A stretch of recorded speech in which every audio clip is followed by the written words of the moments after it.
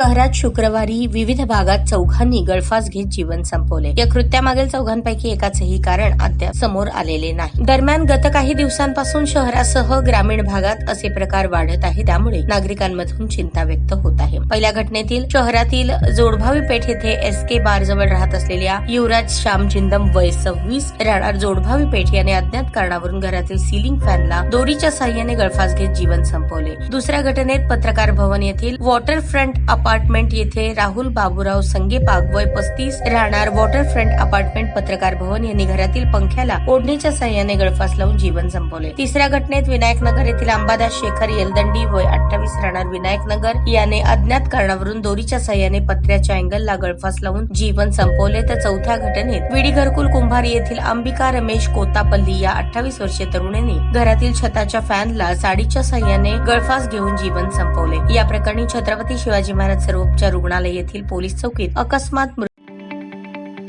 ताज्या बातम्या पाहण्यासाठी प्राईम महाराष्ट्र न्यूज चॅनलला सबस्क्राईब करा.